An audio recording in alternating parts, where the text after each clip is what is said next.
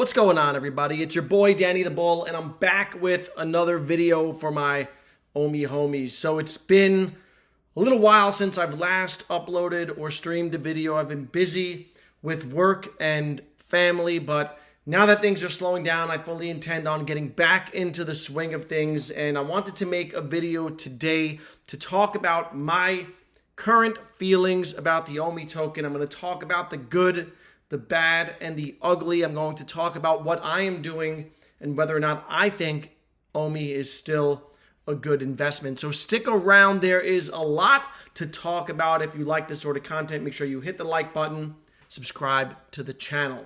So as an investor, you need to set your emotions aside. You need to focus on facts and fundamentals and approach things from an objective standpoint. I always try to ground myself, and look at things rationally and objectively, which can be hard when it comes to something like Vivi and Omi because it's a community-based project, right? So we're all connected through this community, and we all feel a certain way about the community and the project as a whole. So it can be difficult sometimes to not get swayed by your emotions, and that works, when it comes to fear, right, and FUD, and also when it comes to ignoring the negative issues that exist, all right, and glossing over them. I always try to ground myself. So like I said, I'm going to talk about the good, the bad, and the ugly with the Omi token, because when you look at it from an objective viewpoint, there's no way that you can see some issues, all right? So I'm going to talk about some of those issues. So first and foremost, the initial token sale for Omi was all the way back in 2017. That's 6 years ago, going on 7 years. And after nearly 7 years, we still don't have any real Omi utility. Omi is still only listed on a few small exchanges, the biggest of which is Bitforex. Okay, and I know that they had an original tokenomics system that they changed and shifted away from due to regulatory concerns, but it's been well over a year since they abandoned that old system. The new article for the new tokenomics system, the new Omi utility program, dropped way back in November, 7 months ago. By this time, we were supposed to be well into the utility program. There's still no real sign of it. And, that's an issue. And we see people like Jeremy, Uncle Jeremy, tweeting about it. And people wonder, why is he getting frustrated? All right. Many people invested in Omi. They found it in 2021. And it feels like forever. And it feels like things have been pushed back. Right. That's only been 2 years. Imagine investing in the initial token sale. Imagine being part of this almost 7 years ago, and you fast forward nearly a decade, and there's still no real utility. So about a week ago on June 27th, Uncle Jeremy tweeted this out: "We were so close, ahead of the trend, obvious use case, extremely passionate collecting community, and very little utility. With utility, I was so bullish as to believe this could have been a top 10 token / coin." All right, so here he's talking in the past tense. I was so bullish. This could have been a top 10 coin. And that shows that he's lost some faith and trust in the team. He does, however, go on to say, "For the record, I haven't sold a single Omi. I want to believe. It's not what people say. It's what they do and how they execute. So plans are great, but actions in business are everything. I want utility." So Jeremy is 100% correct. In the world of business, action and execution mean everything. Words mean nothing. It's nice to hear about what's coming down the road, but if you don't actually deliver, that's a problem. And that's what's happened, all right? I don't want to see any more articles about, the new utility plan and OUP is marrying MCP. It's time that they get substantial things done. Now, they say that they've onboarded a new blockchain team specifically dedicated to doing just that for the Omi token. However, that begs the question, where was this blockchain team 6 years ago? This is effectively a blockchain company, right? They minted tokens. So why didn't they have a blockchain team in place when they started this and, made these promises to begin with. Reese talks about how in the early days it was just him and Dan doing everything, right? And they didn't have much of a team. It was a very small team, just him, Dan, and David doing everything. So then why make all those promises? Why say that by the end of 2021 we would have MCP rolled out, the Vivi verse would be rolled out, there would be multiple exchanges, interoperability was on the way? Why say that if they were not able to execute, right? There are only two real reasons. One is that they mistakenly believed that they could get all these things done and didn't understand the scope of what they were trying to do. The other is that they knew that they couldn't get it done, and they were just telling us that these things were coming. All right, so either way you cut it, they've lost credibility in that regard. We all know this. It's been said ad nauseum.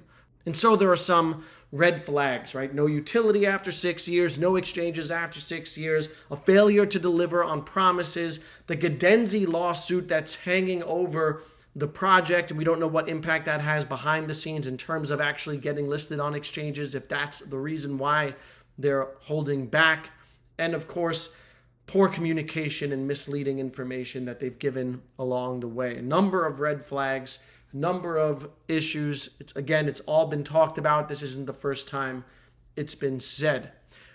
So when we see Uncle Jeremy tweeting things like this out, and we see people like Biscuits and Javier Torres and Hello K and all these people talking about it and leaving the project, we should not get mad at them. They are reacting to a situation created by the team. The team did not deliver, right? They didn't deliver on what they said they were going to do. Now, does that mean that the team won't deliver moving forward? Right? No, it's not what that means. And in fact, there are signs that there's been a change, right, in how they operate. And we know that they've onboarded Mitch and Nestor, and they've onboarded other developers and bulked up their teams, right? They have the OMI team. They have people working on different things now. And we're starting to see the fruits of that work. All right, we have MCP, the initial stage rolled out. Still not good enough, right? We can only see our points and our levels, all right? But that's been rolled out to everyone. We have the craft and burn feature, which was rolled out this year, which was pretty cool. We have new app features like an improved search function and push notifications. The wait list dropped. Localization, all right, has dropped. And so we're seeing signs of things moving at a more rapid pace, right? Developments happening at a more rapid pace. Now, is it enough? It's not, specifically on the OMI side, right? We still have nothing on the OMI token, but we see signs that their development cycles are improving, and that's something to be optimistic about. I talked about all the negative things, the red flags, the bad things that people have talked about. However, it's important to be objective, and you have to look at the other side of the coin. And the other side of the coin is Vivi is still the leader in this space, in this licensed IP, digital collectible space. It's Vivi and then a bunch of other people trying to capitalize on Vivi's community. All right, you got Cryptoys entering the scene. They've got what looks to be a cool product. What's their approach to gaining traction? It's leveraging the Vivi community. All right, so while Vivi has had their missteps and they've kind of squandered a bit of an opportunity, a bit of a lead by not executing as fast as people would have liked. Make no mistake about it, they're still the leaders. They're still generating revenue in the middle of a bear market. And I don't know any other crypto project that's generating real world revenue consistently, right? They have a product that resonates with their consumer base. They have a proof of concept. They just still need to show that they have an ability to scale this thing out. So where do I stand with the OMI token and what am I doing? Well, I'm currently not buying any more OMI, and that's for two reasons. The first is I've already hit my target amount, right? I set out to buy a certain amount of OMI, and I hit that amount, and I'm comfortable holding that amount. Right? My portfolio, 70% of my portfolio is made up of Bitcoin, Ethereum, and Tesla.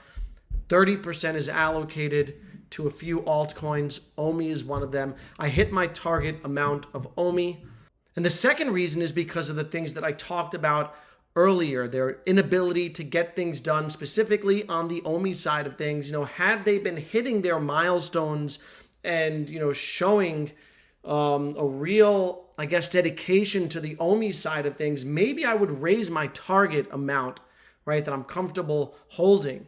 But I'm just not seeing it. And so, I'm just kind of cool with where I am. I'm not buying anymore, but I'm also not selling. I'm just holding, and I'm looking for other opportunities, right? The thing about crypto is that there is a ton of opportunity. There's also a ton of risk. And, a lot of, members of the community kind of downplay the risks associated with OMI. There's risk. There's risk with every token, right? Inherently, crypto is risky because of it's unregulated, right? There's the whole regulatory cloud hanging over it. And so for me, I don't like getting overexposed or over allocating to a small project like OMI. I'm comfortable with the amount I'm holding. If it does well, I'm going to make a lot of money. And if it doesn't do well, I'm going to be okay. All right. So that's kind of where my head is at and what my perspective is on the current state of the project. I'll be back making content on a more regular basis now that my job has slowed down. So I hope you enjoyed the video. Don't forget to hit the like and subscribe on your way out. And if you're in America, happy 4th of July. Enjoy the rest of the weekend. Stay happy, stay healthy, stay safe. See you in the next video.